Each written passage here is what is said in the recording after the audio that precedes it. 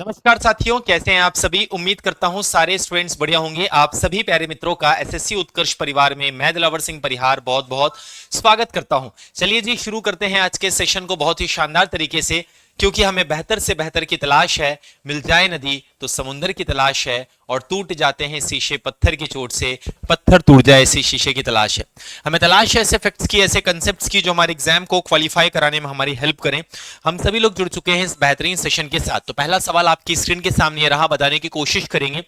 Protein की अधिकतम मात्रा आपकी पाई जाती है, the maximum amount of protein is found in, बताइए मैक्सिमम अमाउंट जो होता है प्रोटीन का, वो आपका कहां पर पाया जाएगा। अरहर में, सोयाबीन में, उड़द में, या फिर आपका गेहूं में। बताने की कोशिश करो, जो आपका प्रोटीन है वो जो सबसे ज्यादा पाया जाता है, कहां पर पाया जाता है। प्रोटीन की अधिकतम मात्रा आपकी जो मैक्सिमम अमाउंट है वो किस में देखने को मिलेगा। तो मैक्सिमम अमाउंट प्रोटीन का किस में देखने को मिल जाएगा भाई। तो प्रोटीन बेसिकली होता क्या है, तो प्रोटीन बेसिकली कार्बन, हाइड्रोजन, याद रखिएगा आप सभी लोग, कार्बन, हाइड्रोजन, ऑक्सीजन और नाइट्रोजन, इन चार चीजों से मिलकर, इन चार तत्वों के आपस में मिलने से आपका बनता है, जहां पर नाइट्रोजन हाई मॉलिक्यूलर वेट में होता है, उच्च, याद रखिएगा आप सभी लोग, अणुभार, उच्च अणुभार युक्त आपका पाया जाएगा नाइट्रोजन। तो अगर कोई कहे कि भाई आपका प्रोटीन में सबसे ज्यादा, याद रखिएगा आप सभी लोग, कौन सी चीज पाई जा रही है, तो वो पाई जा रही है आपका नाइट्रोजन। तो नाइट्रोजन पाया जा रहा है यहां पर आपका। तो ये बेसिकली सोयाबीन हो जाएगा। क्या हो जाएगा? सोयाबीन। और सोयाबीन को बेसिकली शाकाहारियों का मांस कहते हैं।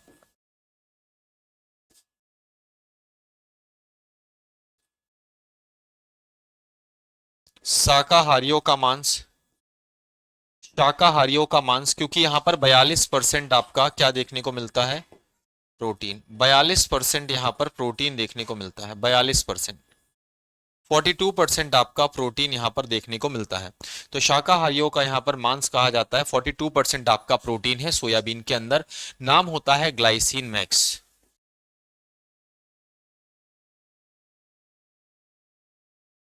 ग्लाइसिन मैक्स क्या हो जाएगा? ग्लाइसिन मैक्स सोयाबीन का। ठीक है, तो सोयाबीन इस तरह से आपको यहां पर समझना है। ठीक है, अरहर, उड़द और गेहूं में उतना नहीं पाया जाएगा जितना सोयाबीन के अंतर्गत आपको देखने को मिल जाएगा। ठीक है, तो सोयाबीन में बेसिकली आपका काफी ज्यादा अमाउंट में आपका जो प्रोटीन है वो यहां पर पाया जाएगा। ठीक है भाई, कोई दिक्कत परेशानी तो नहीं। अगर बात करते हैं बेसिकली गेहूं की, तो गेहूं को क्या कहा जाएगा आपका, तो गेहूं जो है इसे बेसिकली याद रखिएगा आप सभी लोग, ट्रिटिकम एस्टिवम कहा जाएगा। आपको यहां पर समझना है। ठीक है, क्या कहा जाएगा? Triticum aestivum. ठीक है, प्रोटीन की अधिकतम मात्रा। अगला, प्रोटीन और वसा दोनों प्रचुर मात्रा में पाए जाते हैं। प्रोटीन और फैट दोनों जहां पर पाए जाएं। अच्छा, प्रोटीन की बात करेंगे तो बेसिकली प्रोटीन में चार चीजें हैं, कार्बन, हाइड्रोजन, ऑक्सीजन और नाइट्रोजन। जहां नाइट्रोजन आपका बहुत ज्यादा है, नाइट्रोजन बहुत ज्यादा है। वही फैट की बात करेंगे तो फैट में कार्बन, हाइड्रोजन और ऑक्सीजन है। कार्बन ज्यादा है, ऑक्सीजन आपका कम है। कार्बन ज्यादा है, ऑक्सीजन कम है, ये आपका फैट है। और ये दोनों चीजें मूंगफली के अंदर आपकी बहुत ही अच्छी खासी क्वांटिटी में पाई जाती हैं। मूंगफली के अंदर, मूंगफली को कहते हैं अरैकिस हाइपोजिया। अरैकिस याद रखिएगा आप सभी लोग, हाइपोजिया। अरैकिस याद रखिएगा आप सभी लोग, हाइपोजिया। अरैकिस याद रखिएगा, हाइपोजिया, ये आपका मूंगफली हो जाएगा आपका। ठीक है, सोयाबीन ग्लाइसिन मैक्स। नारियल को कोकस न्यूसीफेरा कहा जाता है। कोकस याद रखिएगा आप सभी लोग, न्यूसीफेरा। तो कोकस न्यूसीफेरा जो होगा, कोकस न्यूसीफेरा जो हो जाएगा, ये क्या हो जाएगा बेसिकली आपका कोकस न्यूसीफेरा। कोकस न्यूसीफेरा जो है ये आपके नारियल का वानस्पतिक नाम है। कोकस न्यूसीफेरा नारियल का आपका वानस्पतिक नाम है, आपको पता होना चाहिए। सूर्य की किरणों से कौन सा विटामिन प्राप्त होता है, बताइए। सन रे से। देखिए मैं आपको बताना चाहूंगा होता क्या है। होता यह है, ये मान लीजिए आपकी हड्डियां हैं, ठीक है, ये बोन्स है। और बोन्स में हम यहां पर बात करते हैं तो ये आपका क्या है, बोन्स में आपका कोलेस्ट्रॉल है।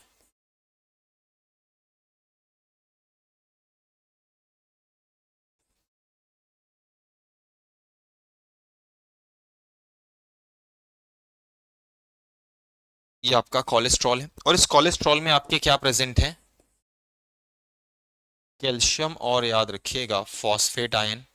अब इस कैल्शियम और फॉस्फेट आयन में जब बेसिकली आपका, इस कैल्शियम और फॉस्फेट आयन में जब आपका जो सनलाइट है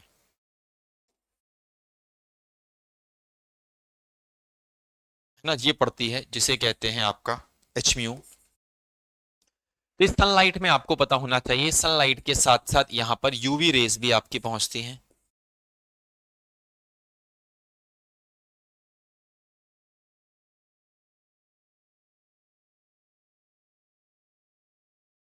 पराबैंगनी किरणें, पराबैंगनी किरणें या यूवी रेज भी पहुंचती हैं, पराबैंगनी किरणें या यूवी रेज भी पहुंचती हैं। तो बेसिकली जो सनलाइट है, जो आपका एचम्यू है, जब ये बेसिकली आपका कैल्शियम और फॉस्फेट के पास आपका पहुंचती हैं, तो इसके अंदर मौजूद होती है पराबैंगनी किरणें, और पराबैंगनी किरणें आपस में बेसिकली आपका रिएक्ट करती हैं, मतलब पराबैंगनी किरणों की उपस्थिति में कैल्शियम और फॉस्फेट, याद रखिएगा आप सभी लोग, आपस में रिएक्ट करता है और CA3PO4 का, याद रखिएगा आप सभी लोग, होल्ट वाइज बनाता है ट्राई कैल्शियम फॉस्फेट, और ये हड्डियों को क्या करता है, एक तरीके से आपका मजबूत करता है। तो यहां पर याद रखिएगा आप सभी लोग, विटामिन क्या हो जाएगा आपका, डी, विटामिन आपका डी हो जाएगा। बहुत अच्छे से आपको यहां पर समझना है।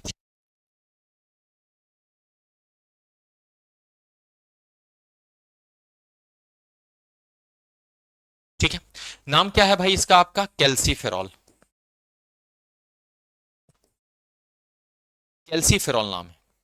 ठीक है, तो इस तरह से आपको यहां पर समझना है, नाम क्या है, कैल्सीफेरॉल। तो सूर्य की किरणों में आपका विटामिन डी हो जाएगा, क्योंकि सनलाइट के एक्चुअल में ना सूर्य की किरणों में विटामिन नहीं होता, वो विटामिन सूर्य की किरणों की उपस्थिति में आपका तैयार होता है। सन, याद रखिएगा आप सभी लोग, जो लाइट है उसके प्रेजेंस में आपका उसका संश्लेषण किया जाता है। ठीक है, सी आपका एस्कॉर्बिक एसिड, बी आपका थायमिन, ए आपका रेटिनॉल। ठीक है, तो सूर्य की किरणों में आपका ये हो जाएगा। ठीक है, निम्न में से कौन सा विटामिन सूर्य की प्रकाश, यही आपका विटामिन डी। ठीक है, कोई ज्यादा यहां पर एक्सप्लेन नहीं करना हमें। ठीक है, विटामिन डी की अल्पता से होता है disease caused by deficiency of vitamin D. बताओ, अच्छा विटामिन डी की बात करें तो देखिए कुछ नई चीज आपको मैं बता देता हूं, इसके प्रकार बता देता हूं, विटामिन डी के आपके प्रकार बता देता हूं। देखिए जब तक आप आंसर करेंगे मैं आपके टाइप बता देता हूं। एक्चुअल में आपने अभी तक सुना होगा विटामिन डी, लेकिन विटामिन डी या विटामिन डी 1 होता है एक चीज। ठीक है, सेकेंड जो चीज होती है विटामिन आपका डी 2 होती है, जो थर्ड जो चीज है दैट इज विटामिन डी 3। ठीक है, तो यहां पर बात करते हैं डी या डी 1 की बात करते हैं तो इसे कैल्सीफेरॉल कहते हैं, कैल्सीफेरॉल।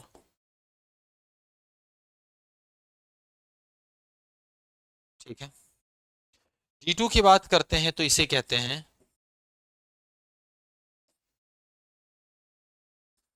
अर्गे कैल्सीफेरॉल।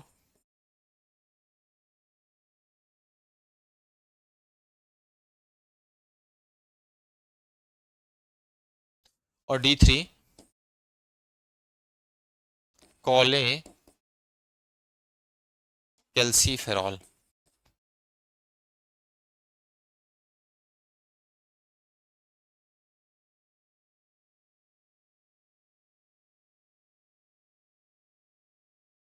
कॉले कैल्सीफेरॉल, तो ये आपका कैल्सीफेरॉल है, डी या डी 1, डी 2 आपका अर्गे कैल्सीफेरॉल है, डी 3 कॉले कैल्सीफेरॉल है। ये आपको समझना है। तो इससे जो डिजीज होगी रिकेट्स हो जाएगा। ये किसमें होगी, बेसिकली बच्चों में, सिर्फ बच्चों में ये डिजीज होगी, याद रखिएगा, चिल्ड्रंस में,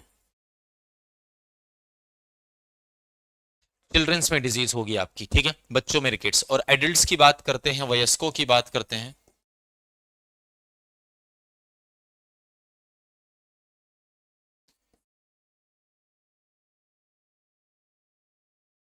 ऑस्टियोमलेशिया,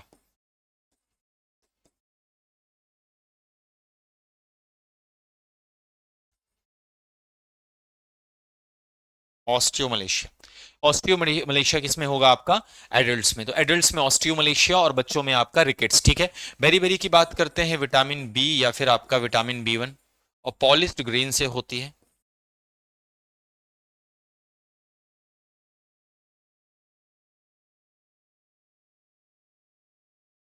जो पॉलिश किया गया क्या होता है आपका, अनाज होता है, उससे ये डिजीज होती है। पॉलिश किया हुआ जो अनाज होता है उससे डिजीज होती है। ठीक है, ऑस्टियोपोरोसिस का मतलब होता है, आपको पता होना चाहिए, आपका हड्डियों में छिद्र, हड्डियों में, याद रखिएगा आप सभी लोग, छिद्र। तो हड्डियों में जो छिद्र होते हैं वो आपका ऑस्टियोपोरोसिस है। और पेलाग्रा आपको पता होना चाहिए विटामिन आपका बी 3, जिसे 4D, याद रखिएगा, 4D सिंड्रोम कहा जाएगा। पेलाग्रा को 4D सिंड्रोम कहा जाएगा। अगला सवाल, विटामिन डी निम्नलिखित में से विटामिन डी में क्या पाया जाएगा? तो ये आपका कैल्सीफेरॉल होगा। जस्ट मैंने आपको तीनों बता दिए हैं। D1 आपका कैल्सीफेरॉल, D2 आपका अर्गे कैल्सीफेरॉल, D3 आपका कॉले कैल्सीफेरॉल। ये जो कॉले कैल्सीफेरॉल होगा विटामिन बी D3 आपका, इसकी टैबलेट्स आएंगी, इसकी गोलियां आएंगी, आपको पता होना चाहिए, जिनको हम एक तरीके से खाते हैं, ठीक है, विटामिन डी की कमी होने पर। ये देखो भाई, एक सवाल यहां पर, ये एग्जाम में आया हुआ आपका क्वेश्चन है, ऑर्गे कैल्सीफेरॉल किसे कहा जाएगा? ये क्वेश्चन आया है, अर्गी कैल्सीफेरॉल या फिर आपका, याद रखिएगा, अर्गी कैल्सीफेरॉल या एर्गो कैल्सीफेरॉल। तो आपका कैल्सीफेरॉल अकेला आपका डी या D1 है, एर्गो कैल्सीफेरॉल आपका D2 हो जाएगा आपका, और D3 कॉले कैल्सीफेरॉल हो जाएगा, ठीक है। तो मैंने आपको बता दिया है। इसी प्रकार विटामिन के भी अभी मैं आपको बता दूंगा। विटामिन के भी आपके जो टाइप्स होते हैं वो भी हम यहां पर देखेंगे। विटामिन B12 जो होगा साइनोकोबालामीन,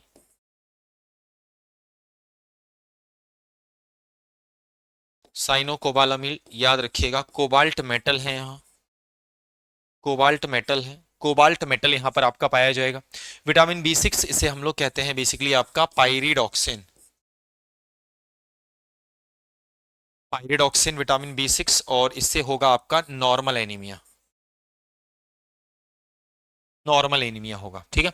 अच्छा, विटामिन के की मैं बात कर रहा था, विटामिन के की बात कर रहा था, विटामिन के, तो विटामिन के की बात करेंगे बेसिकली यहाँ पर हम। विटामिन के या विटामिन आपका K1 हो जाएगा, विटामिन K2 भी है, विटामिन आपका K3 भी है, ठीक है। तो के या K1 की बात करते हैं तो इसे कहते हैं फैलोक्विनोन, फैलोक्विनोन। K2 को कहते हैं आपका मीनाक्विनोन, और K3 को कहते हैं बेसिकली आपका मीनाडियोन।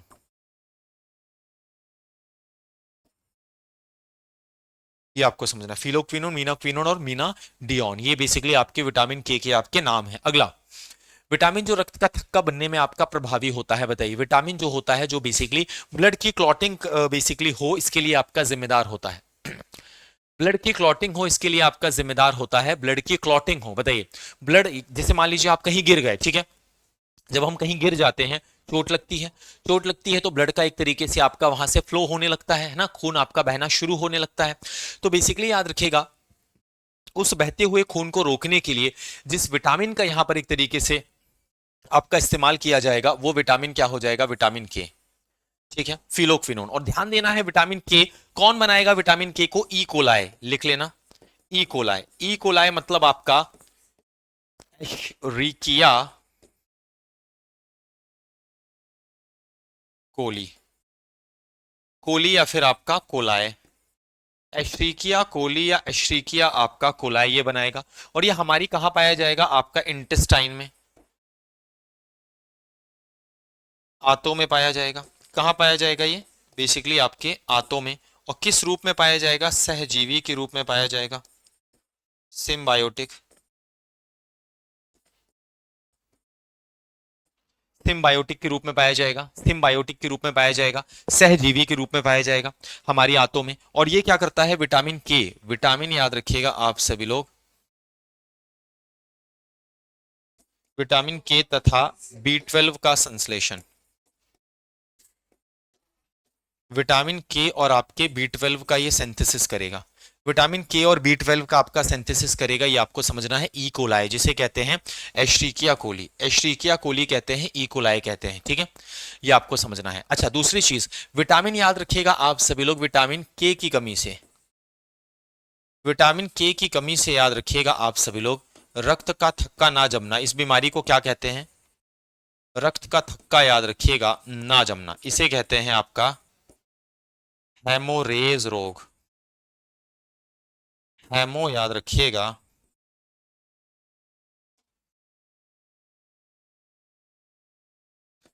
हेमोरीज याद रखिएगा, डिसीज कहते हैं, ठीक है। और आनुवांशिक रूप से रक्त का थक्का ना जमना, आनुवांशिक रूप से थक्का ना जमना, आनुवांशिक, जेनेटिकली आपका जो ब्लड की क्लॉटिंग नहीं होती है, उसे क्या कहा जाएगा? जेनेटिकली याद रखिएगा, उसे कहा जाएगा आपका, उसे कहा जाएगा बेसिकली, ये तो आपका हेमोरेज डिजीज हो गया। जब विटामिन के की कमी से रक्त का थक्का ना जमे तो आपका हेमोरेज डिजीज हो जाएगा, ये आपका हेमोरेज डिजीज। आनुवांशिक रूप से ना हो तो उसे हीमोफीलिया कहते हैं।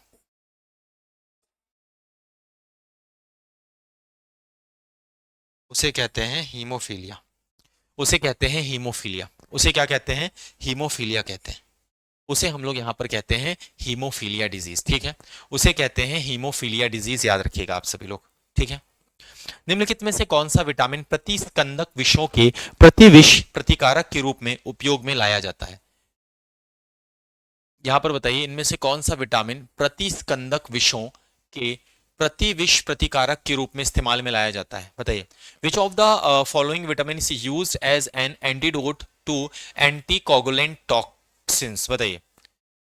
तो ये बेसिकली यहां पर हो जाएगा विटामिन के, ठीक है, विटामिन के हो जाएगा। अच्छा मुझे बताओ, शरीर की जैसे चोट लगती है, हम गिर जाते हैं, ब्लड शरीर से बाहर बहने लगता है कोशिकाओं के टूटने से, ठीक है, टूटने से बाहर बहने लगता है, तो बेसिकली उस समय तो विटामिन के उसका थक्का बनाता है, लेकिन शरीर में कभी सर्कुलेट होते हुए, शरीर में कभी घूमते हुए कहीं ब्लड जाकर रुका है?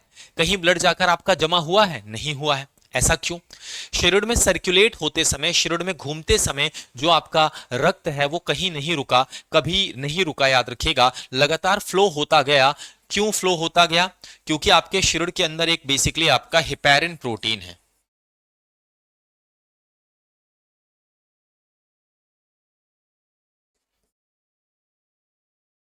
हेपेरिन, ठीक है। तो याद रखिएगा आप सभी लोग, कौन सा प्रोटीन है आपका? Basically heparin. तो हेपेरिन याद रखिएगा आपका प्रोटीन है।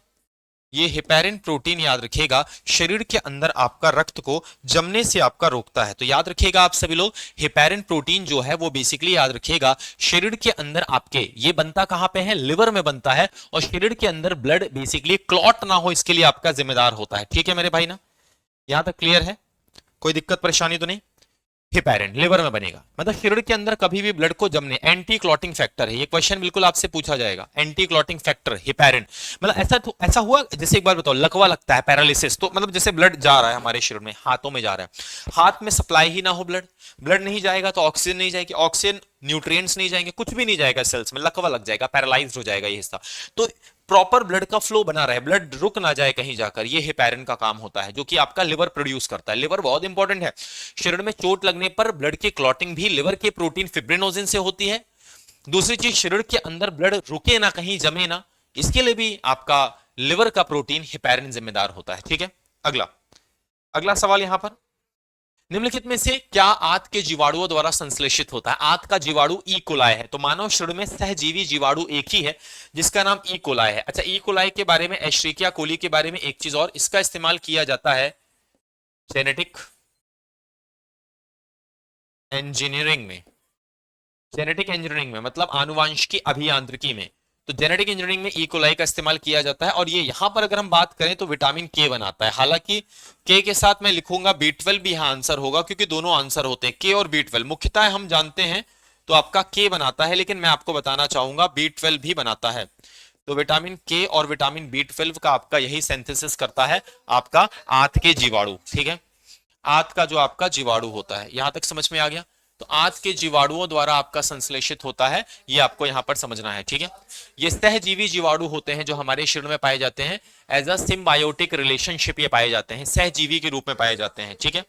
अगला, विटामिन डी का आपका क्या स्रोत है? तो ये बेसिकली आपका मेनली तो सनलाइट है, मेनली सनलाइट है आपका विटामिन डी का, ठीक है। चलिए यहां पर बताओ, थायराइड ग्रंथि से थायरॉक्सिन स्रावित करने के लिए उत्तेजित करने वाली अंतःस्रावी हार्मोन कौन सी है?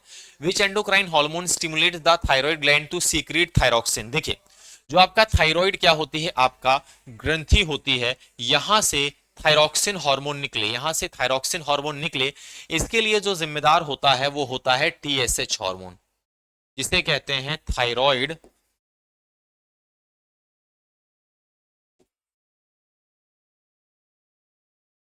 Stimulating hormone. थायराइड याद रखिएगा स्टिमुलेटिंग हार्मोन, थायराइड उत्तेजक हार्मोन, ये आपको यहां पर समझना है। थायराइड स्टिमुलेटिंग हार्मोन या थायराइड उत्तेजक हार्मोन, ये आपको यहां पर समझना है। टीएसएच आपको यहां पर समझना है, ठीक है। एफएसएच की बात करेंगे तो ये एक्चुअल में जीटीएच एक हार्मोन होता है, जीटीएच गोनेडोट्रोपिन हार्मोन। और जीटीएच में दो चीजें पाई जाती हैं, LH hormone and FSH hormone, याद रखिएगा। एलएच और एफएसएच कहां पाया जाएगा आपका? जीटीएच में। तो जीटीएच है गोनेडोट्रोपिन हार्मोन, मतलब गोनेडोट्रोपिन हार्मोन मतलब गोनेट्स, जो जनन अंगों को बेसिकली उनके हार्मोन स्रावित करने के लिए, जैसे जो टेस्टिस है वो टेस्टोस्टेरोन को आपका सीक्रेट करे, मतलब वृषण के द्वारा टेस्टोस्टेरोन सीक्रेट हो, इनमें ये मदद करते हैं। महिलाओं के अंदर जो एस्ट्रोजन है, प्रोजेस्टेरोन है, रिलैक्सिन है, ये सीक्रेट हो, इसके लिए एलएच और एफएसएच आपके जरूरी होते हैं। Luteinizing hormone, follicle stimulating hormone, ये आपको समझना है, ठीक है। एसीटीएच एड्रिनल एड्रिनोकॉर्टिकोट्रोपिक हार्मोन, जो एड्रिनल ग्रंथि होती है किडनी के ऊपर, उसके कॉर्टेक्स भाग से निकलने वाले हार्मोन निकले, इसके लिए एसीटीएच जिम्मेदार है। एड्रिनोकॉर्टिकोट्रोपिक हार्मोन बनेगा ये पीयूष में, लेकिन काम क्या होगा? बनेगा ये पीयूष में, पिट्यूटरी में। काम होगा कि ये जाएगा ब्लड से बहते हुए, कहां जाएगा? हमारा जो किडनी है उसके ऊपर अधिवृक्क ग्रंथि है एड्रिनल, एड्रिनल के दो भाग हैं, बाहरी भाग कॉर्टेक्स, आंतरिक भाग मेड्यूला। तो बाहर जो कॉर्टेक्स है वहां से भी हार्मोन निकल रहे हैं, मेड्यूला से भी हार्मोन निकल रहे हैं। तो जो कॉर्टेक्स है वहां से जो मिनरलोकॉर्टिकॉइड, ग्लूकोकॉर्टिकॉइड और सेक्स कॉर्टिकॉइड हार्मोन है, ये बंद तो जाएंगे कॉर्टेक्स में, लेकिन रिलीज कब होंगे? जब एसीटीएच बोलेगा। तो ये बेसिकली एड्रिनल ग्लैंड के कॉर्टेक्स पार्ट में बने हुए हार्मोन को निकलवाने में मदद करेगा। बनाएगा नहीं, बना तो वो ग्लैंड खुद लेगी, रिलीज ये करवाएगा, नोट डाउन करिएगा, ठीक है। अगला बहुत अच्छा है, सूची एक में दिए गए हार्मोन, सूची याद रखिएगा आप सभी लोग, एक सूची याद रखिए एक में दिए गए हार्मोन की सूची दो में दी गई, याद रखिएगा मदों से सुमेलित करिए। यहां पर आपका सूची एक को याद रखिएगा आप सभी लोग, सूची दो से आपको यहां पर सुमेलित करना है, सूची एक को सूची दो से सुमेलित करना है। एड्रेनालिन, एस्ट्रोजन, इंसुलिन और आपका फेरोमोन बताने की कोशिश करिए, क्या होगा यहां पर? एड्रेनालिन, एस्ट्रोजन, इंसुलिन और आपका फेरोमोन, बताइए भाई। देखिए सबसे पहले बहुत सिंपल वे में यहां पर हम समझेंगे, ठीक है। यहां पर सबसे पहले जो एस्ट्रोजन है ये तो स्त्रियों का हार्मोन है, महिलाओं का है। और कौन कौन सा है? एस्ट्रोजन, प्रोजेस्टेरॉन,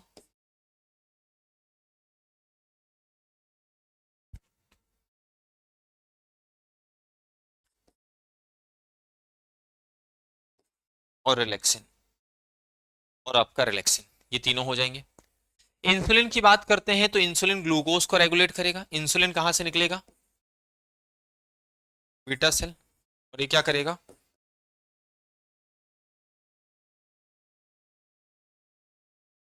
ग्लूकोज को ग्लाइकोजिन में बदलेगा। ग्लूकोज आपका ब्लड में होगा और ग्लाइकोजिन तुम्हारे लिवर में होगा, ठीक है। तो ब्लड, ग्लूकोज को याद रखिएगा, आपका ब्लड के अंदर जो ग्लूकोज है उसे ग्लाइकोजिन में बदल के लिवर में भेजेगा। फेरोमोन, गंध से, बोध से साथी को आकर्षित करना, ये फेरोमोन है। जो बहुत सारे आपके छोटे छोटे कीट होते हैं वो फेरोमोन को आपका स्रावित करते हैं, जो एक स्मेल जनरेट करते हैं, जिससे याद रखिएगा आसपास के जो आपके इंसेक्ट्स होते हैं वो उसे पहचान सकें या उसकी तरफ अट्रैक्ट हो सकें, याद रखिएगा, ठीक है।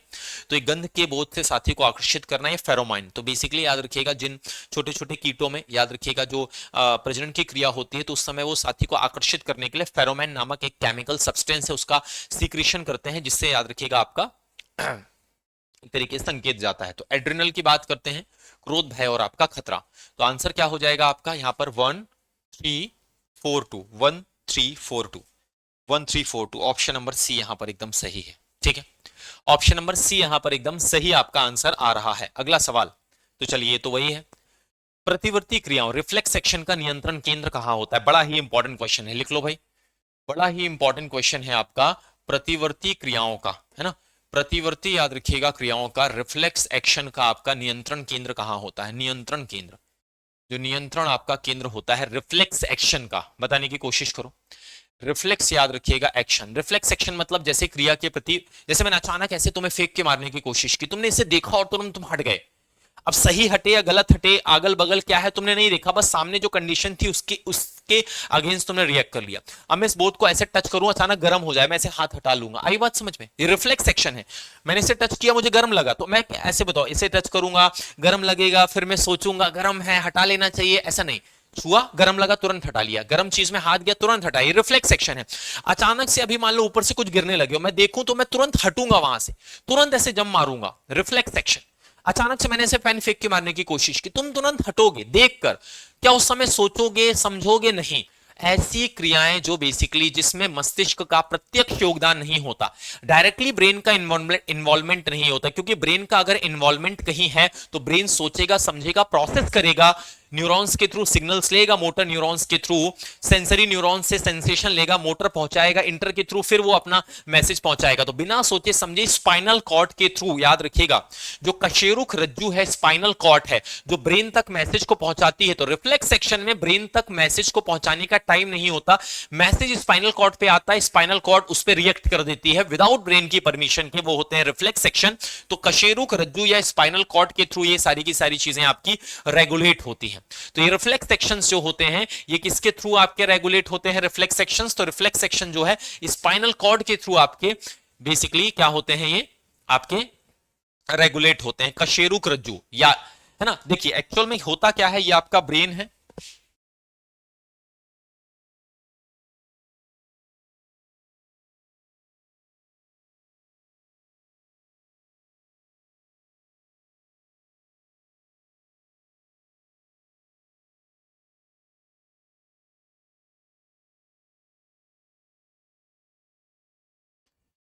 ये आपका ब्रेन है,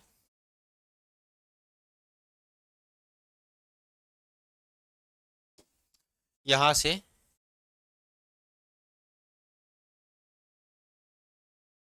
स्पाइनल कॉर्ड जा रही है,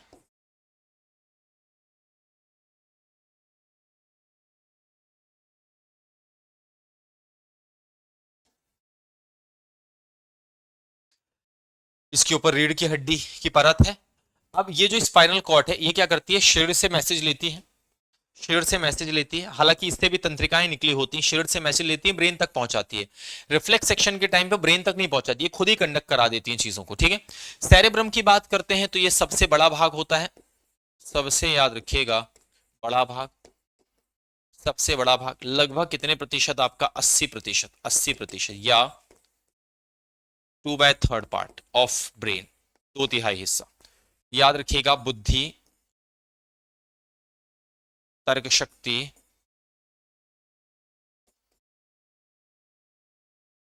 रीजनिंग आदि का केंद्र है,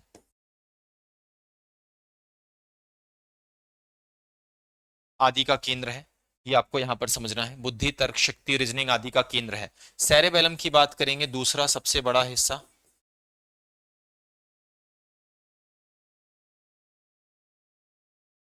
दूसरा सबसे बड़ा भाग है, ठीक है। और ये बेसिकली शरीर का संतुलन बनाकर रखता है,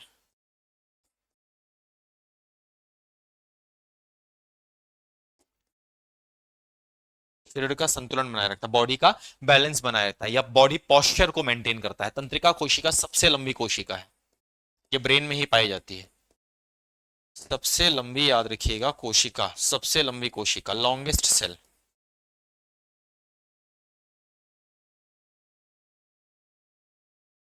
लॉन्गेस्ट सेल, ये क्या हो जाएगा? लॉन्गेस्ट सेल, क्या हो जाएगा आपका? लॉन्गेस्ट सेल हो जाएगा। ये 1 मीटर तक लंबा होता है, 1 मीटर तक ये लंबा होता है, ठीक है, 1 मीटर तक लंबा होता है, ठीक है। सुई चुभ होने पर निम्नलिखित अंगों में से कौन सा दर्द महसूस नहीं करेगा? त्वचा, ब्रेन, हार्ट या फिर आपका नेत्र? बताइए, आप बताने की कोशिश करो, सुई चुभ होने पर आपका कहां पर दर्द नहीं होगा? स्किन में, स्किन में तो टच करोगे तो होगा, ब्रेन में भी करेगा, हार्ट में भी होगा, आई में नहीं होगा, क्योंकि आई का एक भाग ऐसा भी होता है जहां पर तंत्र जो रक्त वाहिकाएं हैं वो नहीं पाई जाती हैं। कौन सा ऐसा भाग है? मुझे कमेंट बॉक्स में जल्दी से बता दो। कई बार पहले भी बताया हुआ है आप लोगों को कि आपका ऐसा कौन सा पार्ट होता है आंखों का जहां पर ब्लड वेसल्स आपकी नहीं जाती हैं, तो ये आंखों का पार्ट हो जाएगा। देखिए 4 पार्ट्स पाए जाते हैं, आप लोग मेरा आंसर दीजिए, मैं आंसर नहीं बताने वाला, कई बार ऐसे डायग्राम बना बना के आपको बताया है। ये कंजक्टाइवा है,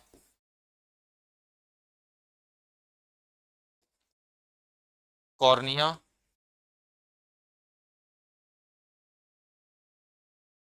लेंस और रेटिना। कंजक्टाइवा, कॉर्निया, लेंस और रेटिना, ये 4 लेयर्स हैं। बात करते हैं लाइट रे की, तो लाइट रे बेसिकली यहां से होता है आपका कंजक्टाइवा, कंजक्टाइवा से कॉर्निया से आपका पास होता हुआ कहाँ जाता है, लेंस में जाता है। कहाँ जाता है, लेंस में। लेंस में जाने के बाद ये बेसिकली एक स्पेसिफिक पॉइंट पर जाकर, एक स्पेसिफिक पॉइंट पे जाकर आपका मिलता है, और जिस स्पेसिफिक पॉइंट पे जाकर ये मिलेगा उसी स्पेसिफिक पॉइंट पे आपका इमेज बन जाएगी। उसी स्पेसिफिक पॉइंट पे इमेज जो कैसी होगी बेसिकली याद रखिएगा आपका, वास्तविक और उल्टी। वास्तविक प्लस याद रखिएगा आपका उल्टी, इंग्लिश में लिखेंगे रियल और आपका इन्वर्टेड। रियल प्लस आपका, रियल और आपका इन्वर्टेड। तो सर हमें तो चीज एकदम सीधी दिखाई देती है, क्यों दिखाई देती है, क्योंकि याद रखिएगा आप सभी लोग, ऑप्टिक नर्व याद रखिएगा ब्रेन में ले जाकर याद रखिएगा इमेज को सीधा कर देते हैं। इन्वर्टेड नहीं रहती, वो इरेक्ट हो जाती है। तो ब्रेन में जाकर वो इरेक्ट हो जाएगी, किसके थ्रू, ऑप्टिक नर्व के थ्रू, ऑप्टिक तंत्रिका, प्रकाश जो एक तरीके से प्रकाशीय तंत्रिका होती है उसके थ्रू। ठीक है, तो ये आपको समझना है। कंजक्टाइवा, कॉर्निया, लेंस और रेटिना 4 लेयर्स हैं। ठीक है, बात करते हैं कंजक्टाइवा में एक डिजीज होती है कंजक्टिवाइटिस, आंखों का लाल पड़ना। Conjunctivitis, conjunctivitis. कॉर्निया बेसिकली यहां पर इसे ही डोनेट किया जाता है, डोनेट किया जाता है। लेंस में डिजीज होगी मायोपिया, हाइपरमेट्रोपिया,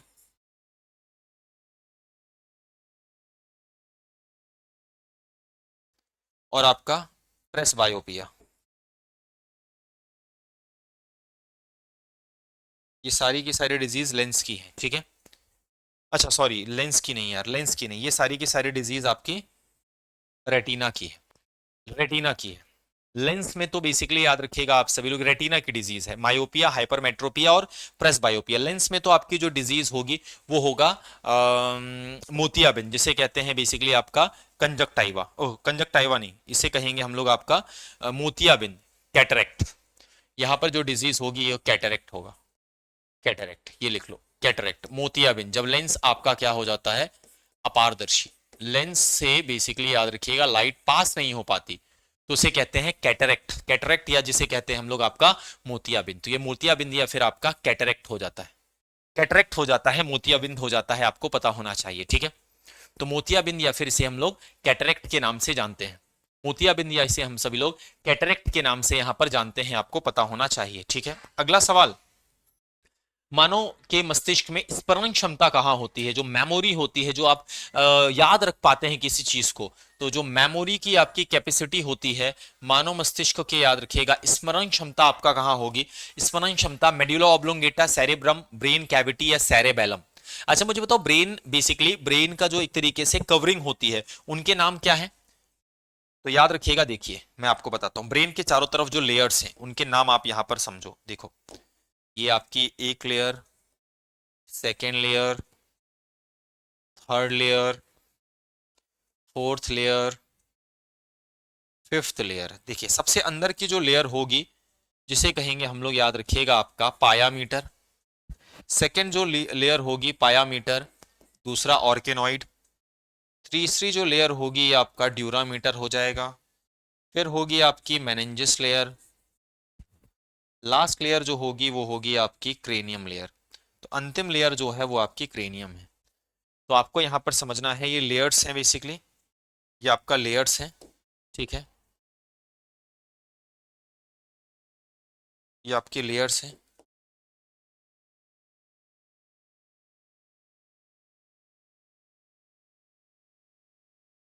ये आपकी लेयर्स हैं, पायामीटर, ऑर्किनॉइड, ड्यूरामीटर, मेनेंजिस और आपका क्रेनियम। ठीक है, तो पायामीटर, ऑर्किनॉइड, ड्यूरामीटर, मेनेंजिस और क्रेनियम, ये क्या है, आपकी लेयर्स हैं, आपको पता होना चाहिए। ये आपके ह्यूमन, आपके बेसिकली आपके ब्रेन की है ना। और बात करते हैं स्मरण क्षमता, स्मरण क्षमता के लिए आपका जो जिम्मेदार है वो आपका सेरेब्रम जिम्मेदार है, वो आपका सेरेब्रम जिम्मेदार है। तो सेरेब्रम जो है वो स्मरण क्षमता के लिए जिम्मेदार है, सबसे बड़ा भाग होता है, 80% पार्ट होता है, और 2/3 पार्ट होता है। इसके 4 लोब्स होते हैं सेरेब्रम के, याद रखिएगा, फ्रंटल लोब, ये खुद 4 पार्ट में डिवाइड है, frontal lobe, parietal lobe,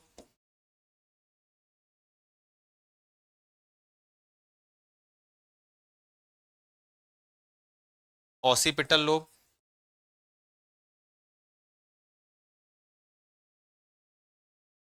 temporal lobe. Temporal lobe, ये अलग अलग लोब्स हैं, मतलब ये इतना बड़ा होता है कि चार अलग अलग हिस्से होते हैं और ये चार अलग अलग हिस्से अलग अलग तरह की एक्टिविटीज को यहां पर आपका रेगुलेट कर रहे होते हैं, ठीक है। तो frontal lobe, parietal lobe, occipital lobe और टेम्पोरल लोब, ये आपके लोब्स हैं। मेड्यूला ऑब्लोंगेटा की बात करते हैं, इनवॉलेंट्री एक्शन।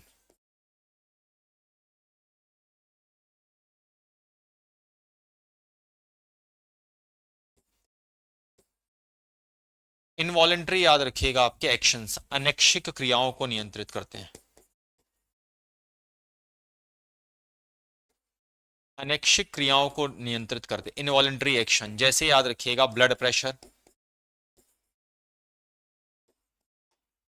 बीपी हो गया, ब्लड प्रेशर हो गया, रेस्पायरेशन, रेस्पायरेशन, हार्ट बीट, ये सब, वॉमिटिंग वगैरह, इन सब को ये रेगुलेट करेगा आपका मेड्यूला, ठीक है। सेरेबेलम बैलेंस बनाकर रखिएगा बॉडी का, संतुलन,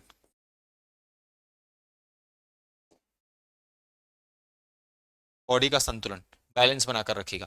शराब पीते समय सेरिबेलम वाला जो हिस्सा होता है पश्चिम मस्तिष्क का, यही बेसिकली बॉडी को बैलेंस नहीं कर पाता है, यही बॉडी को बैलेंस नहीं कर पाता है, आपको पता होना चाहिए, ठीक है। यहीं पर आपका डिसबैलेंस हो जाता है, जिस वजह से प्रॉब्लम होती है, ठीक है। अगला, परितृप्ति एवं प्यास के केंद्र मानव मस्तिष्क के निम्नलिखित में से किस भाग में है? परितृप्ति याद रखिएगा आप सभी लोग, और प्यास का बताइए, बताइए भाई, प्यास का अग्र मस्तिष्क में, हाइपोथैलेमस में, मेड्यूला में, या फिर आपका ऑप्टिक लोब में? बताइए, प्यास से संबंधित जो सेंसेशन है, बताइए भाई, अग्र मस्तिष्क में, हाइपोथैलेमस में, मेड्यूला में, या फिर आपका ऑप्टिक लोब में? बताइए भाई, प्यास से संबंधित जो आपकी सेंसेशन है ना, प्यास से संबंधित, भूख से संबंधित जो सेंसेशंस है, वो आपका कहां से है? तो ये सारा का सारा अग्र मस्तिष्क में आपका है, क्योंकि अग्र मस्तिष्क के आपके ना एक भाग नहीं होता है, अग्र मस्तिष्क में सबसे पहला भाग होता है आपका सेरिब्रम, एक मिनट, सेरिब्रम,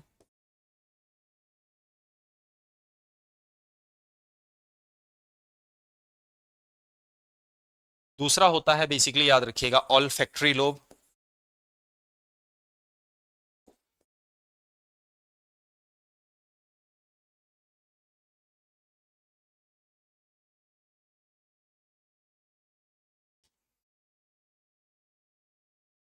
और थर्ड वाला जो पोर्शन होगा, ये आपका पहला भाग है, ये आपका दूसरा भाग है, तीसरा जो भाग है उसे कहते हैं डायएन्सी फेलॉन।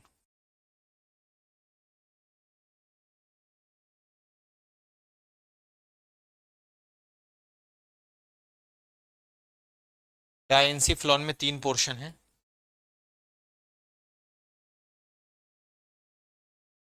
Epithalamus,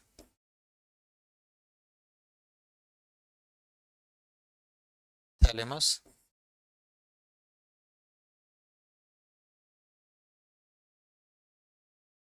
hypothalamus.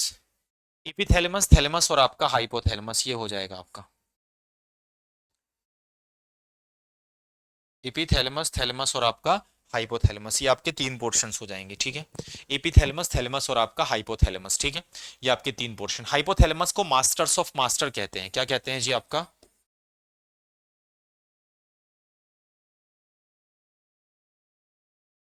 Masters of master, क्योंकि ये सारे एंडोक्राइन सिस्टम को रेगुलेट करता है, एंडोक्राइन सिस्टम को क्या करता है आपका? रेगुलेट, सारे के सारे अंतःस्रावी तंत्र को ये नियंत्रित करता है आपका, ठीक है, हाइपोथैलेमस। साथ ही साथ जो इमोशंस होते हैं इंसान के अंदर के, centre of emotion, centre of याद रखिएगा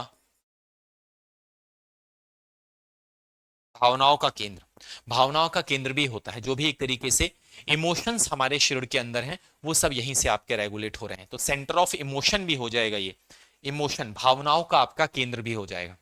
जो भावनाएं होती है ना हमारे शरीर की, वो बेसिकली सारी की सारी भावनाएं, अच्छी बुरी, क्रोध, गुस्सा, भय, प्यार, सब कुछ जो है वो यहीं से है। बोलते हैं ना, दिल, दिल किसी चीज के लिए जिम्मेदार नहीं होता है, जिम्मेदार होता है आपका हाइपोथैलेमस, ठीक है, हाइपोथैलेमस रिस्पॉन्सिबल होता है, ठीक है। चलिए, इसी प्रकार याद रखिएगा, अब दिल की बात आ गई है तो आपके दिल की बात भी हमने जान ली है। जी हाँ साथियों, कई सारे विद्यार्थियों की दिल की बात है कि सर कोर्सेस में विशेष प्रकार का डिस्काउंट लाया जाए। तो बिल्कुल साथियों, उत्कर्ष का जो दिवाली ऑफर है जो कि चलने वाला है 24 अक्टूबर तक, ठीक है। और इस याद रखिएगा आप सभी लोग, दिवाली ऑफर के तहत हमें यहां पर मिल रहा है विशेष डिस्काउंट, जहां पर एसएससी और रेलवे के सभी ऑनलाइन कोर्सेज पर अप टू 90% ऑफ है, ठीक है, अप टू 90%। साथ ही साथ जो हमारे टॉप कोर्सेज है, टॉप कोर्सेज का मतलब यह है कि जो हमारे बेस्ट कोर्सेज हैं, जहां पर ज्यादा से ज्यादा विद्यार्थी सेलेक्ट हुए हैं, ठीक है, सबसे ज्यादा विद्यार्थियों का भरोसा जिन बैचेस के साथ है, जो बैचेस बेसिकली विद्यार्थियों की पहली पसंद है, तो वो हमारे जो टॉप कोर्सेज हैं, टॉप कोर्सेज का मतलब टॉप सिलेक्शन वाले जो कोर्सेज हैं, उन पर 13% का आपका ऑफ है। जब आप अपडेट करोगे तो आपको टॉप कोर्सेज ऊपर ही दिखाई दे जाएंगे, जहां से बेहतर रिजल्ट्स भारत के कई सारे स्टूडेंट ने यहां पर लिया हुआ है। साथ ही साथ कोर्स वैलिडिटी जो है वो एग्जाम तक, अगर आप अभी दिवाली ऑफर में हमसे जुड़ते हैं और 1 साल की वैलिडिटी के साथ जुड़ते हैं और आपका एग्जाम 14 महीने, जैसे 12 महीने की वैलिडिटी के साथ आप जुड़ते हैं, लेकिन आपका एग्जाम 14 महीने बाद होता है, तो 2 महीने जो आपके रह रहे हैं उसमें हम आपके कोर्स की वैलिडिटी बढ़ा देंगे। ऐसा नहीं होगा कि 12 महीने में ही आपका कोर्स एक्सपायर हो जाएगा। अगर आपका एग्जाम 14 महीने में हो रहा है तो 2 महीने आपकी वैलिडिटी बढ़ा दी जाएगी, अगर आप इस दिवाली ऑफर में कोर्स में एनरोल करते हैं तब। तीसरी चीज, फाइनल सिलेक्शन पर 100% फीस वापसी। फाइनल सिलेक्शन किसी एक ही वैकेंसी में एक बार ही कोई विद्यार्थी जैसे सेलेक्ट हुआ है तो एक बार के सिलेक्शन में ही एप्लीकेबल। ऐसा नहीं है कि आप 2 वैकेंसीज में सेलेक्ट हो गए तो दोनों का आपको फीस रिफंड होगा। ऐसा है कि बेसिकली अगर आप अलग अलग बैचेस ले रखे हैं, दोनों में सेलेक्ट हो गए तो बात अलग है, लेकिन अगर आपने मास्टर पास ले रखा है तो जिस भी पहले एग्जाम में आप सेलेक्ट होकर फाइनल हमें आप ज्वाइनिंग लेटर दिखाएंगे, आपकी फीस उस बैच की पूरी रिफंड हो जाएगी, याद रखिएगा, है ना। और ऐसा एक बार ही होगा, एक बार ही आप ऐसा कर सकते हैं, ठीक है। साथ ही साथ बात करते हैं यहां पर हम सभी लोग, तो दिल्ली पुलिस कांस्टेबल याद रखिएगा आपका फ्रॉम जयपुर क्लासरूम। तो जयपुर क्लासरूम से जो बैचेस चल रहे हैं, जहां पर स्टैंडर्ड का प्राइस 1200 है, प्राइम का आपका जो प्राइस है वो 2400 है। एसएससी कांस्टेबल जो जीडी है उसका बैच जयपुर क्लासरूम से आपका स्टैंडर्ड का प्राइस 1200, प्राइम का 2400। क्या अंतर है स्टैंडर्ड एंड प्राइम में वो भी हम आपको यहां पर बताएंगे। साथ ही साथ बेमिसाल रीजनिंग एंड मैथ्स अक्षय है, जो कि बेसिकली याद रखिएगा अक्षय सर का एक बैच है, स्पेशल बैच है जो कि यहां पर लाया गया है, जिसकी स्टैंडर्ड की कीमत आपकी 500 है और प्राइम की आपका 950 रुपए है। ये आपको यहां पर समझना है बहुत अच्छे तरीके से, ठीक है मेरे भाई। यहां तक समझ में आ गया क्या आप लोगों को। और एसएससी एंड रेलवे का जो मास्टर पास है ये बेसिकली यहां पर आपका 3000 रुपए में आपको दिखाई दे रहा है, ठीक है भाई। चलिए भाई, इस तरह से हमने यहां पर बैचेस देखे भाई। साथ ही साथ यहां पर बात कर लेते हैं एसएससी सीजीएल का 60 दिन का टारगेट बैच जो स्टूडियो से आपका चलने वाला है। स्टैंडर्ड का प्राइस 700 है, प्राइम का प्राइस आपका 1000 है। एसएससी सीपीओ का जो 60 दिन का आपका जो टारगेट बैच है जो स्टूडियो से आपका यहां पर चलने वाला है, लाइव फ्रॉम स्टूडियो, स्टैंडर्ड का प्राइस 700 है, अच्छा प्राइम 1000 है। प्राइम में आपको टेस्ट सीरीज वगैरह, है ना, कुछ बुक का सेट, पुराने याद रखिएगा बैचेस का एक्सेस, ये सारी की सारी फैसिलिटीज आपको प्राइम में अलग से याद रखिएगा देखने को मिल जाती है, इसलिए प्राइम का प्राइस ज्यादा है और फीचर्स भी ज्यादा है यहां पर, ठीक है। तो इस तरह से हमने यहां पर देखा, ये हमारे बैचेस थे। और साथ ही साथ दिल्ली पुलिस कांस्टेबल का गौरव बैच जो कि आपका फ्रॉम स्टूडियो से ही है, स्टैंडर्ड आपका 479 रुपीज एंड प्राइम का आपका 879 रुपीज यहां पर प्राइस है, ठीक है। बाकी मिलते हैं नेक्स्ट सेशन में, बहुत बहुत धन्यवाद। ये सारे के सारे आपके बैचेस हैं जहां पर आप एनरोल कर सकते हैं, उस दिवाली याद रखिएगा सिलेक्शन वाली दिवाली बना सकते हैं। मिलते हैं नेक्स्ट सेशन में, बहुत बहुत धन्यवाद। जय हिंद, जय भारत।